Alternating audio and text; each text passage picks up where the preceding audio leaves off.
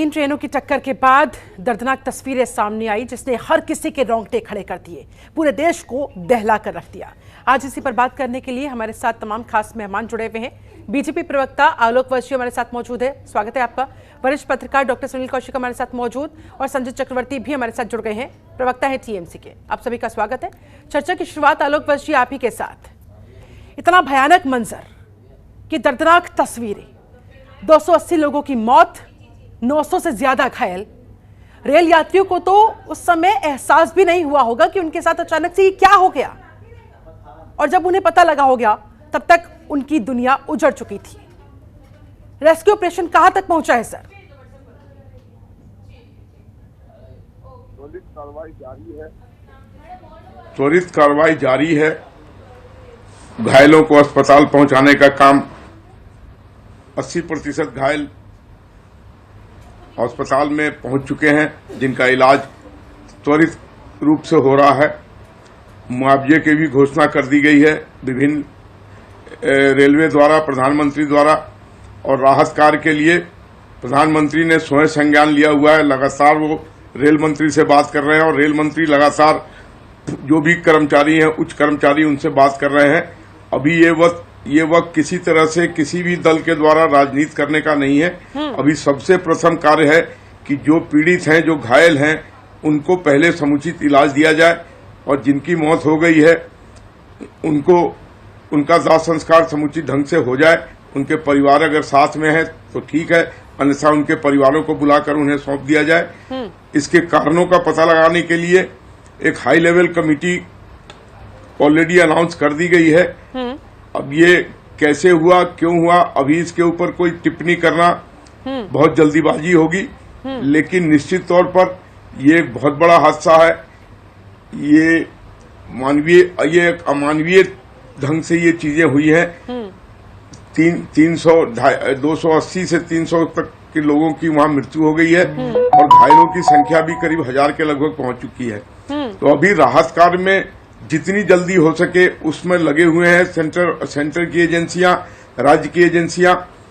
अभी जब तक ये सारा चीजें सेटल नहीं हो जाता तब तक क्यों, कैसे हुआ, इसकी बात अभी करना ठीक नहीं होगा। कैसे हुआ, जब तक एक हाई लेवल कमेटी इसकी पूरी तरीके से विवेचना, कहां चूक हुई, कहां मिसकोऑर्डिनेशन हुआ, ये बात की बात है, ये जांच का विषय है। लेकिन प्राथमिकता अभी इसी बात पर कि जल्द से जल्द तमाम फंसे हुए लोगों को वहां से बचाया जा सके, उन्हें रेस्क्यू किया जा सके, उनकी जान बचाई जा सके। संजय चक्रवर्ती भी हमारे साथ जुड़े हुए हैं टीएमसी का पक्ष रखने के लिए। संजय जी, देखिए, बेहद दुखद ये हादसा, जिसमें कहा जा रहा है ज्यादातर जो लोग मौत के शिकार हुए हैं वो बंगाल से हैं।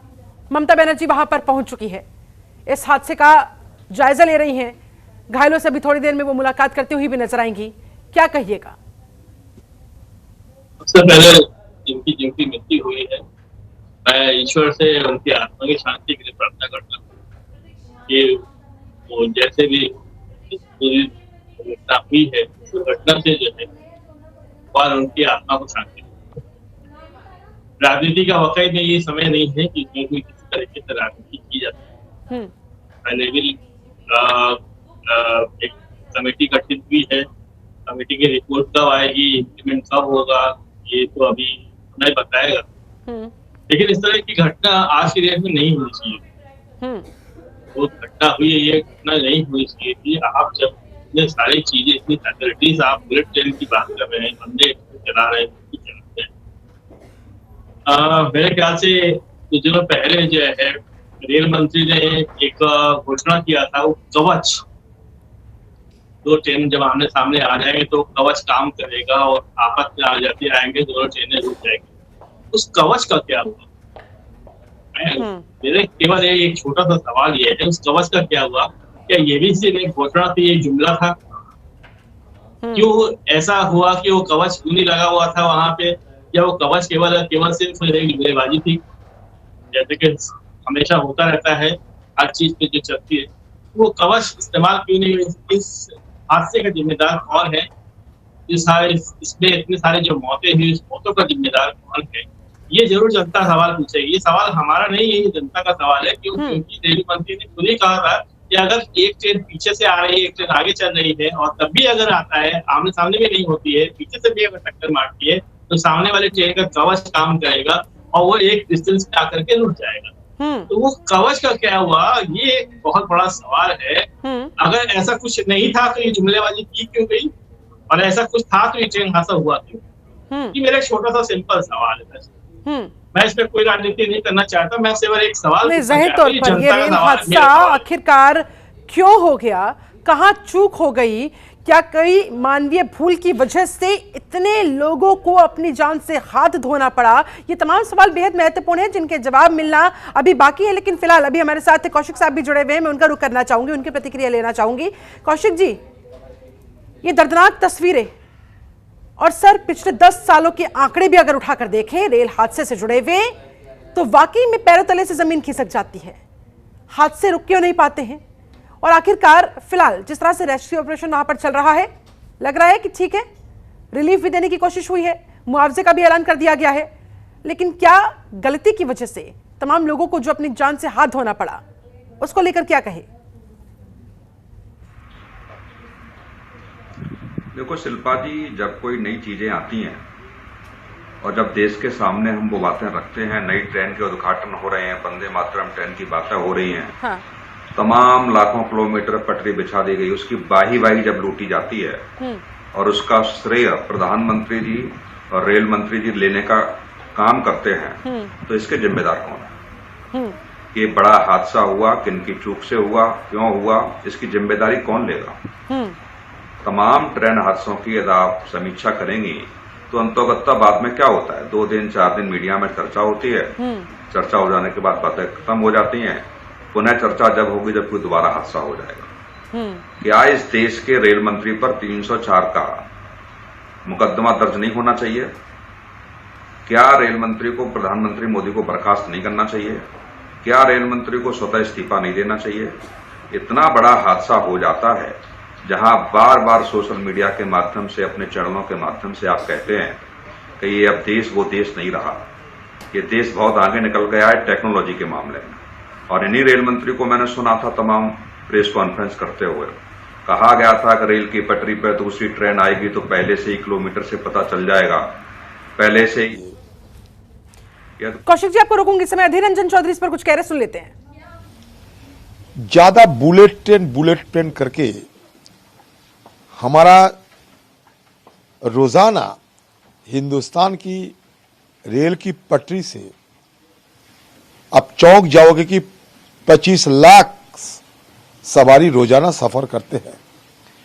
तो एक बुलेट ट्रेन की चलते सारे धन वहां निवेश किए जाते हैं, कहीं वंदे भारत की बात किए जाते हैं, लेकिन रोजाना 25 लाख, मतलब आप अगर मानो तो एक साल में सारा दुनिया में जितने आबादी है उससे ज्यादा हम रेलवे में सफर तय करते हैं। तो उसमें अगर ध्यान सही ढंग से नहीं दिया जाना, ये सबसे बड़ा गलती है जिसके फल हम भुगत रहे हैं, नतीजा भुगत रहे हैं। और इसलिए भुगत रहे हैं कि ये रेलवे की तरफ से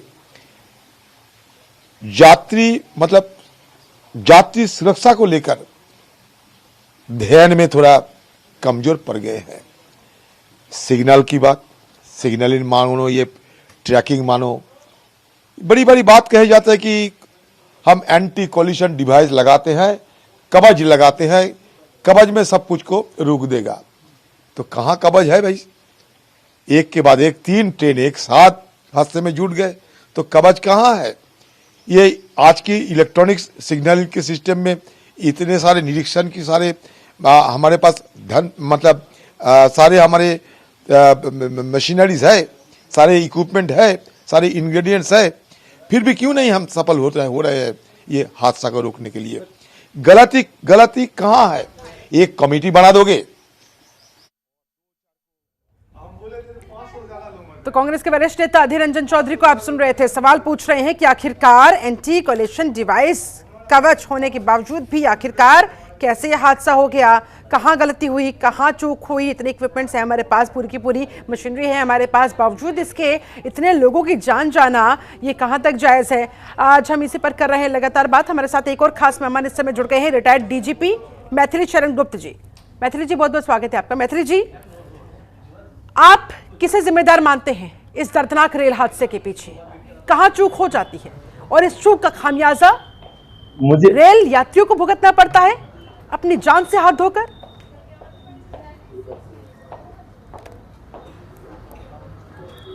शिल्पा जी, जी, हमें ऐसे संवेदनशील मामले में उग्रता की बजाय बहुत संयम से और लंबी सोच के साथ कार्रवाई करना चाहिए, क्योंकि एक के बाद एक ढेर सारे हादसे होते हैं और उन हादसों में आपने ये देखा होगा कि जांच बैठती है, फिर क्या सकारात्मक परिणाम नीचे आए हैं उसको कोई मतलब उसका कोई जमीन पे पल्पेबल वो नहीं दिखता है। तो अकाउंटेबिलिटी जो वाली बात है वो एक डिफरेंट डायमेंशन है, सेफ्टी सेकंड डायमेंशन है, और जो थर्ड डायमेंशन है रिस्पॉन्स। हमें इन तीनों पे काम करना चाहिए एंड रिस्पॉन्स बड़ा मैंडेटेड और अच्छा होना चाहिए, क्योंकि आपने देखा होगा, क्योंकि मैं डीजी रेलवे मध्य प्रदेश रहा हूँ तो और मैंने एज एसआरपी भोपाल भी हादसों को देखा है, बड़े हादसों को देखा है जी। तो जनरली जो रेल ट्रैक होता है उस रेल ट्रैक पे अप्रोच करने में बहुत दिक्कत जाती है। तो हमारे पास ऐसे रेडीमेड डिवाइसेस होना चाहिए जिससे कि हम रोड से रेल पे बहुत फास्ट जो है ना मूवमेंट कर सकें। तो यदि हम रिस्पांस को थोड़ा पहले लेते हैं, क्योंकि अभी कैजुअलिटी हो चुकी है, ढेर सारे लोगों की जो है ना मौत हो चुकी है, हमारी हार्दिक संवेदनाएं उनके साथ हैं, लेकिन मुझे लगता है कि हमारे इमीडिएट प्रायोरिटी होना चाहिए how fast and best response and calibrated response on all incidents would be there. तो मेरा उसमें मानना है कि जैसे कि रेलवे के कटिंग डिवाइसेस वगैरह होते हैं, वो जो है ना how fast they can reach, and ऐसे ही ग्राउंड रिस्पांस में कैसे हमारे पास cutting and rescue devices ready हालत में अवेलेबल हो, and how we can negotiate the distance from the road to the rail. This is very very important कि हम रोड से रेल पर बहुत स्मूथली और फास्ट मूव कर सकें। देन जो रिस्पांस टीम है, यदि हम इन एंटीसिपेशन की यदि कभी कोई होता है तो do we have a calibrated response कि फर्स्ट एड में जो कलर कोडिंग होती है जिससे we can focus attention on the people whose life could be saved। Maithili ji, देखिए रेलवे डिपार्टमेंट से जुड़ा हुआ आपके पास अच्छा खासा एक्सपीरियंस है, उसी बेसिस पर मैं आपसे ये जानना चाहती हूँ सर कि क्या जो मौजूदा इक्विपमेंट्स है, मौजूदा मशीनरी है हमारे पास, और खास तौर पर एंटी कोलिशन डिवाइस की अगर मैं बात करूं, अगर मैं उस कवच की बात करूं, तो वो किस तरह से काम करती है और यहां पर क्या वो काम नहीं किया?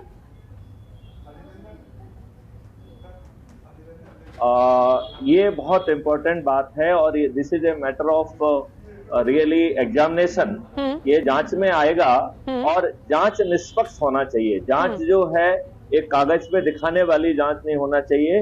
We must be ruthless in our inquiry and we must not spare anybody.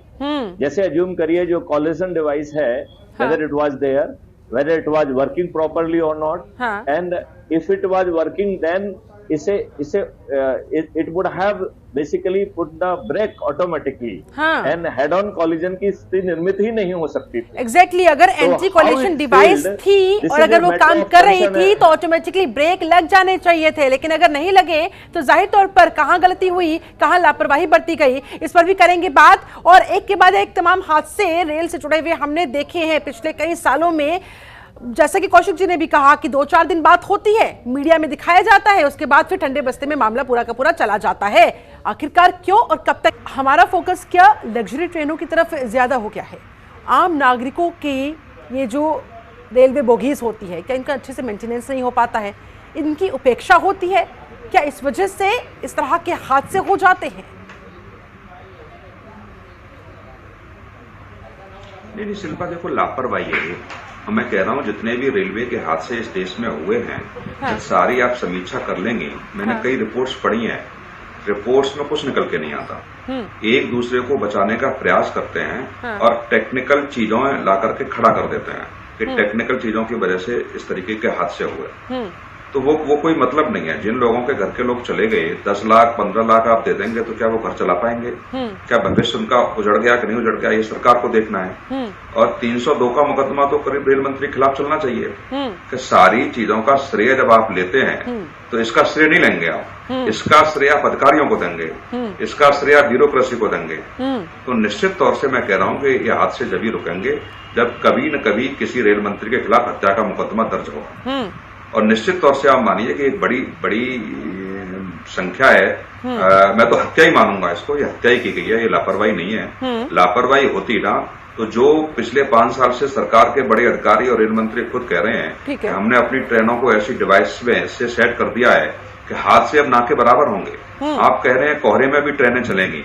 तो जब ऐसी स्थिति का जब बखान आप करते हैं मीडिया के माध्यम से और फिर जब हादसे हो जाते हैं तो जिम्मेदारी कौन लेगा? फिर आपने वही लाके खड़ा कर दिया बिल्कुल जो अन्य सरकारें कहती आई हैं, चाहे कांग्रेस की सरकारें होते हो या उससे पहले की सरकारें होते हो। वही रटी रटाई बातें आप कह रहे हैं जो पहले हम सुनते आए, कोई नई बात तो आपने की नहीं। तो नई चीजों की बातें जब आप कर रहे हैं पिछले 5 साल से तो इसकी जिम्मेदारी किसकी होगी? प्रधानमंत्री जी को ये देखना होगा कि निश्चित तौर से आपने रेल मंत्री बदले, दूसरे रेल मंत्री को लाकर के आपने नियुक्ति की, वही हाल जो पिछले रेल मंत्री के जमाने में हुआ, तो बदलने का मतलब क्या हुआ?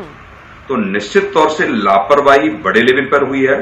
छोटे लोगों के ऊपर कार्रवाई करके कुछ होने वाला नहीं है। ऐसे आप कैसे समीक्षा नहीं कर पा रहे हैं कि बहुत से ट्रेन रूट ऐसे हैं कि जहां अभी तक आपने उनकी समीक्षा ही नहीं की, जहां नई ट्रेन चलाने की बातें कर रहे हैं और पुराने रूट्स और पुरानी ट्रेनें उसी हालात में हैं जो पिछले 2 दशक से। तो फिर इसका क्या तुक बनता है? आलोक वर्षी जवाब दीजिए। क्रेडिट लेने की बात जब आती है तो रेल मंत्री, और हादसे का ठीकरा जब फोड़ा जाता है तो अधिकारियों पर।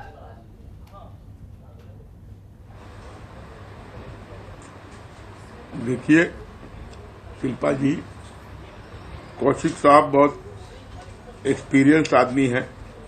उनका ये कहना सही है कि जब आप किसी चीज का श्रेय लेते हैं तो अगर उसमें कोई हादसा हो तो उसका भी श्रेय लेना चाहिए।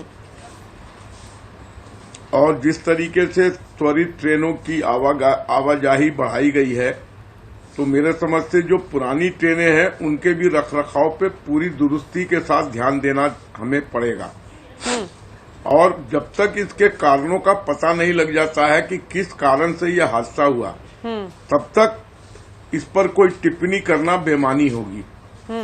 इसलिए अभी तो राहत कार्य, मानवीयता के आधार पर राहत कार्य पर ध्यान देने की वक्त है।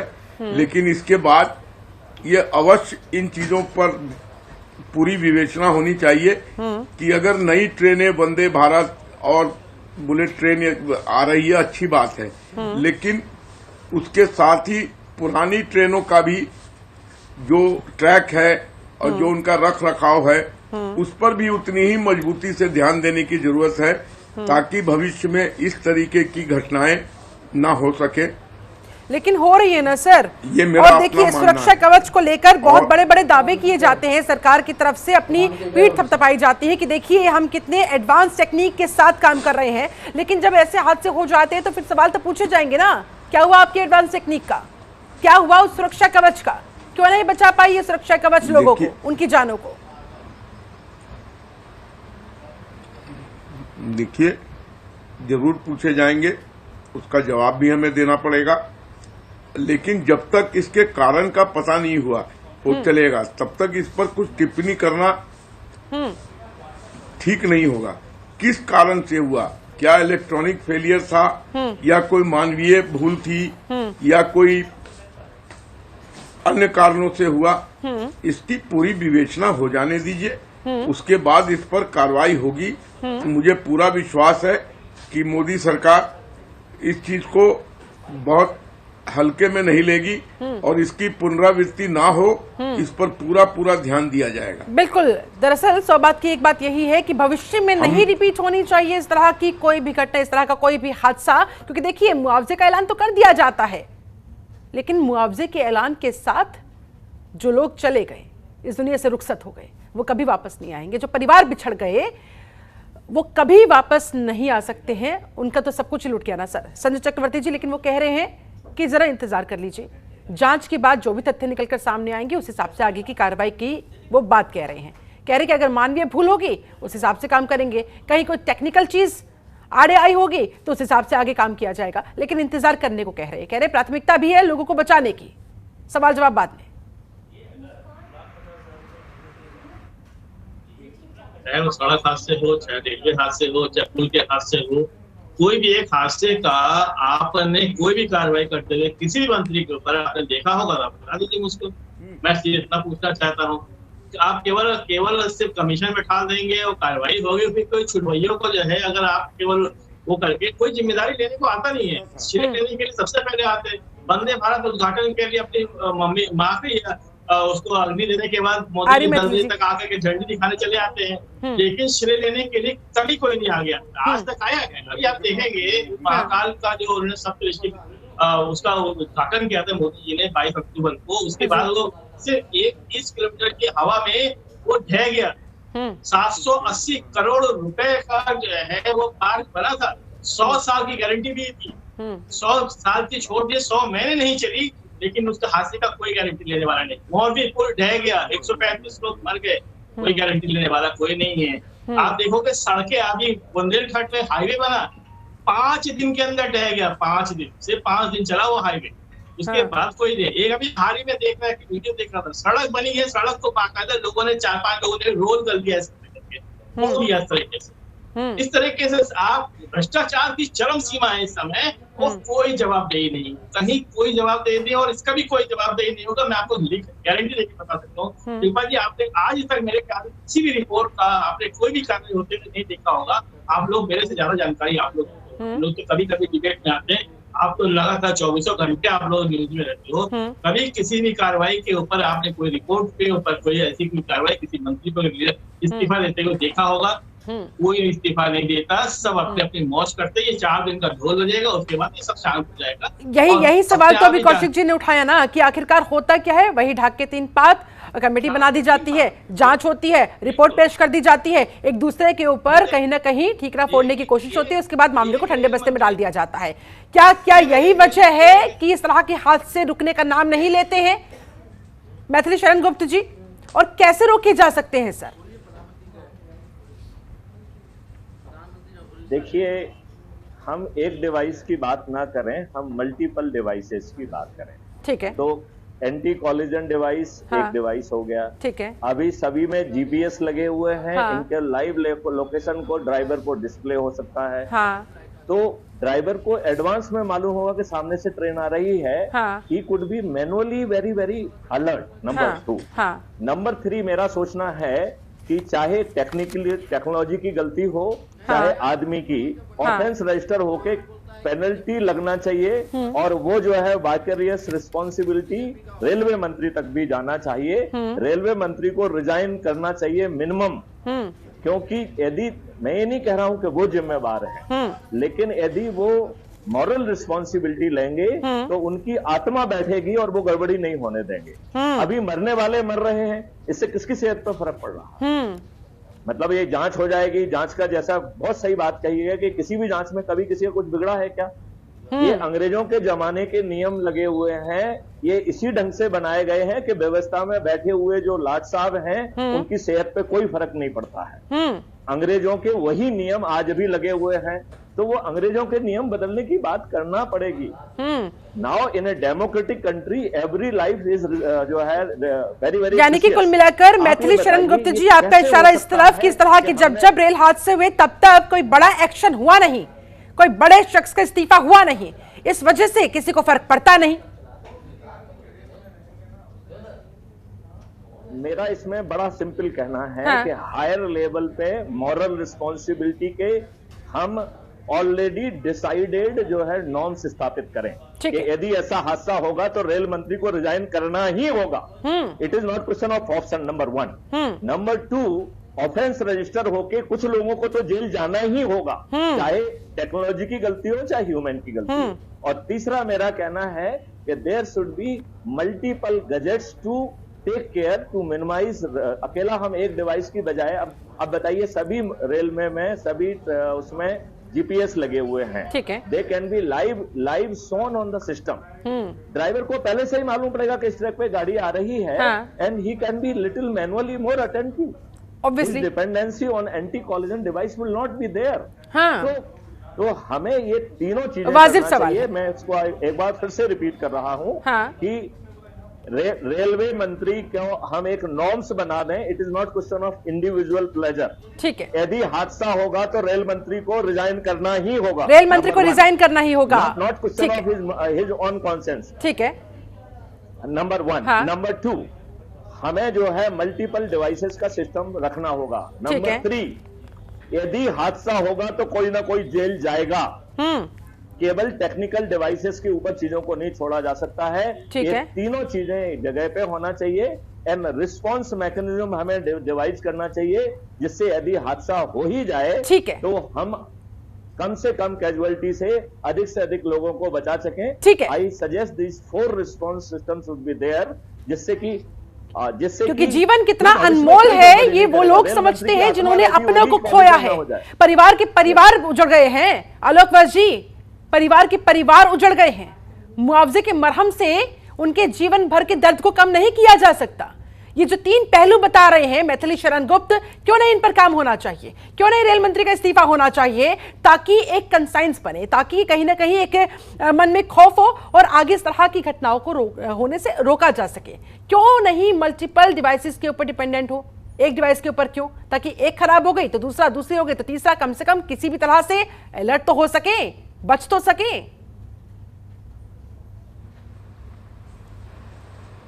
देखिए शिल्पा जी, ये बातें कहने में बहुत आसान है, लेकिन अगर हर हादसे पे मिनिस्टर रिजाइन करता रहे तो इस देश में रोज ही कहीं न कोई हादसा होता है। तो कितने मिनिस्टर रिजाइन करेंगे?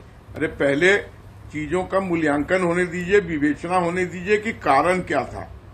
और आप देखिए इस चीज को बहुत आसानी से और बहुत गंभीरता से लिया गया है। प्रधानमंत्री अभी उड़ीसा के लिए रवाना हो गए हैं, वो खुद इसका जायजा लेने वहां पहुंच गए हैं।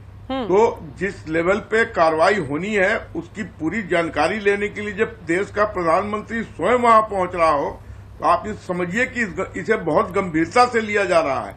अभी मुझे खबर मिली है कि प्रधानमंत्री रवाना हो गए हैं उड़ीसा के लिए। तो इन चीजों में ठीक है, जो हुआ किसी की जान लौटाई नहीं जा सकती है, और पैसा देने पर उसके गम को दूर नहीं किया जा सकता है, उसके जीवन भर की चीजों को नहीं भरा जा सकता है। हाँ। लेकिन जो हो सकता है वही तो करेंगे। क्या ये पॉसिबल है किसी की जान लौटा दी जाए? तो कोई मरता इस देश में, इस दुनिया में? ये हादसा हुआ, ये बहुत दुखद है, लेकिन हमें थोड़ा टाइम दीजिए कि हम इसकी पूरी विवेचना करके इसके कारणों और तथ्यों का पता लगाएं, और जो दोषी है उसको निश्चित तौर पर नहीं छोड़ा जाएगा, ये आप जान लीजिए। ठीक है, यही तो बात की जा रही है कि भाई इस ऑफेंस को रजिस्टर करते हुए लोगों को जेल भेजना होगा, ताकि एक खौफ पैदा हो कि कहीं भी किसी भी स्तर पर अगर चूक होती है, गलती होती है, तो फिर आपको जेल की हवा खानी पड़ेगी। कौशिक साहब, लेकिन आलोक जी कह रहे हैं कि अगर ऐसे इस्तीफा देने लगे तो भाई इस देश में एक दिन में न जाने कितने हादसे होते हैं। ऐसे तो फिर इस्तीफा ही देते रहेंगे लोग। क्या ये सोल्यूशन है?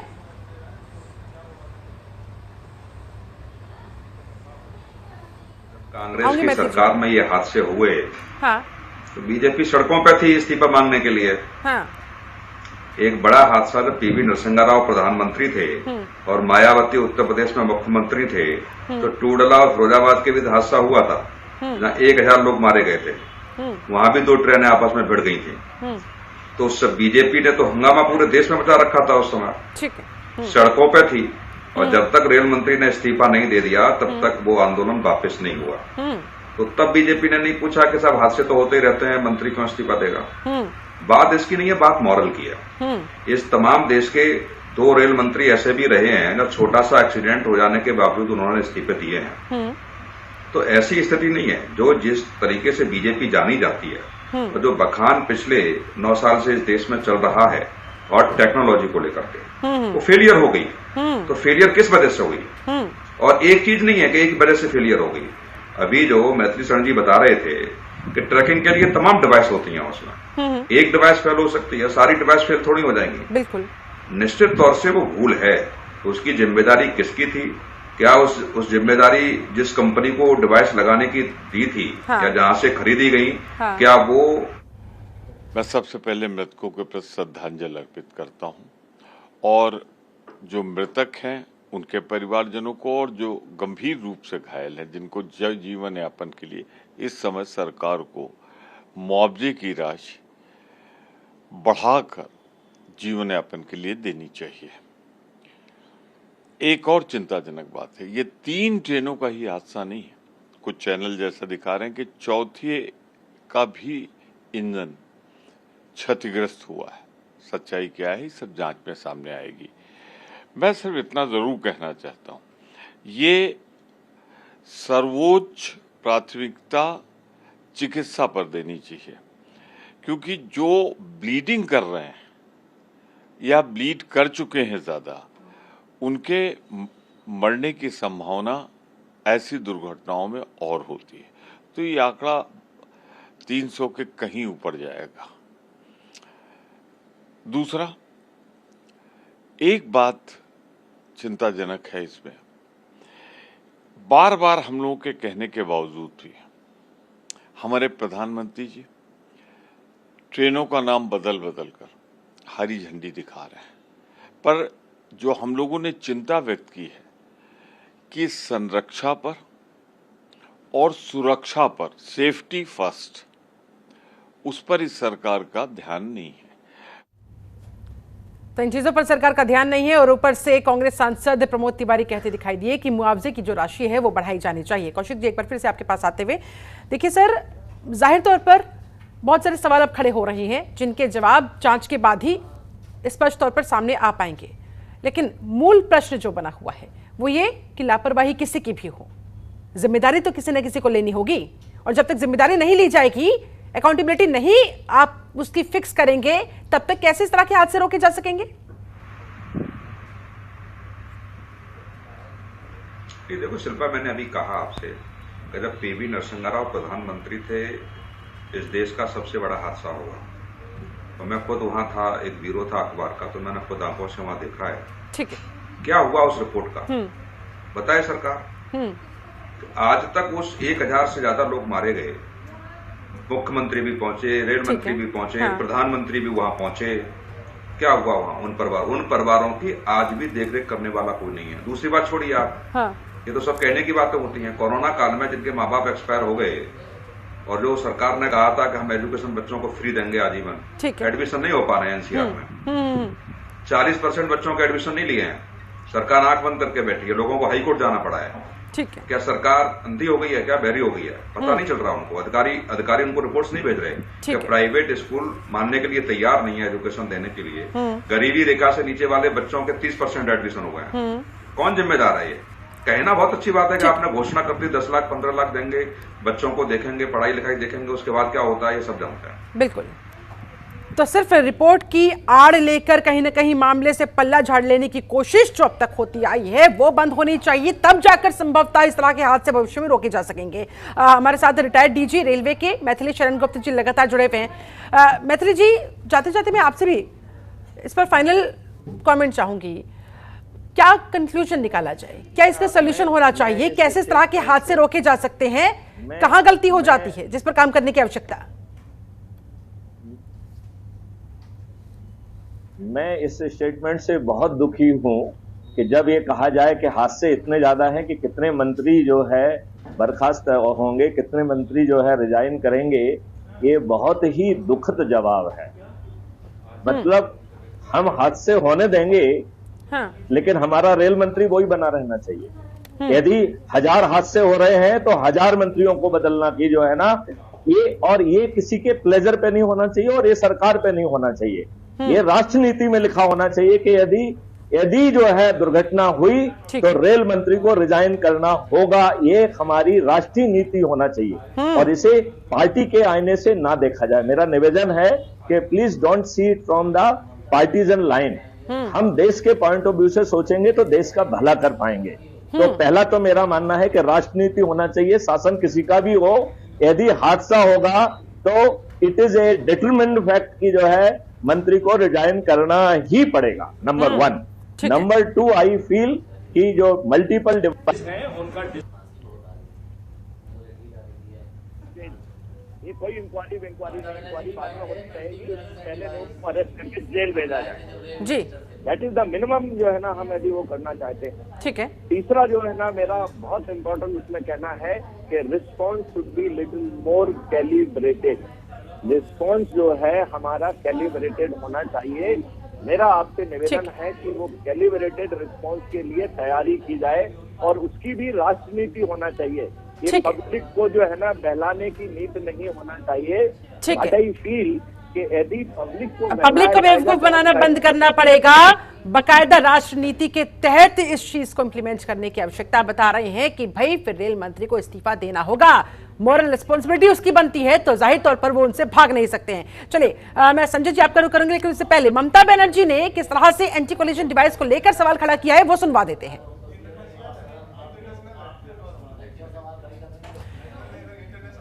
चलिए संजय चक्रवर्ती जी, मेरे पास समय की कमी है, आप सभी लोगों से मैं जल्दी फाइनल कमेंट चाहूंगी। संजय जी जाते जाते क्या कहेंगे आप?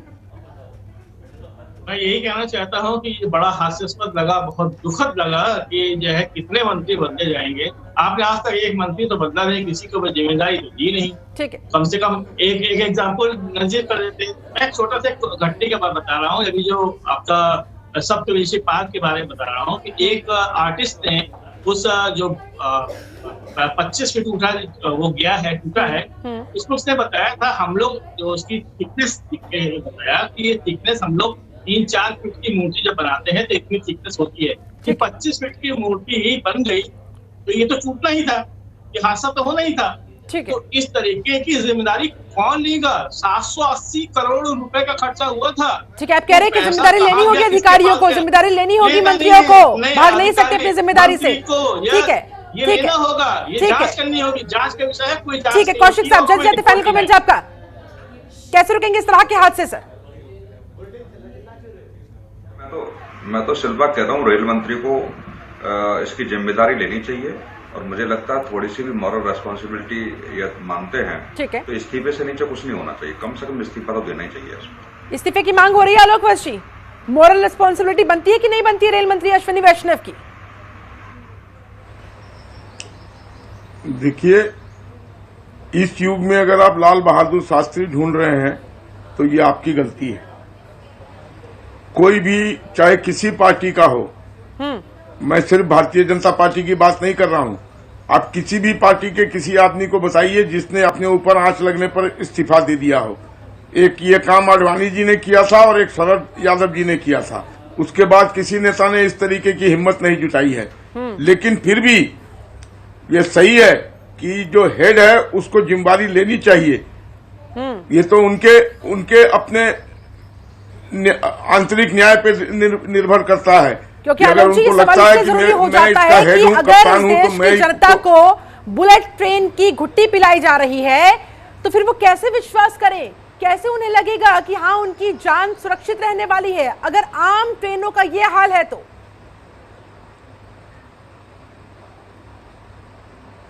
आपका कहना सही है, अभी पहले इसकी जांच होने दीजिए, इसके कारणों का पता लगने दीजिए। ठीक है, तो जो भी दोषी होंगे उनको बख्शा नहीं जाएगा, इतना मैं आपको आश्वासन दे सकता हूँ। ठीक है, और कितनी सख्त कार्रवाई उनके खिलाफ होगी एकाएक इस तरीके की बातें करना कि प्रधानमंत्री रिजाइन कर बनी रहेगी। फिलहाल आप सभी का बहुत बहुत शुक्रिया, मेरे पास समय बस इतना ही था। बहुत बहुत धन्यवाद इस खास चर्चा में शामिल होने के लिए।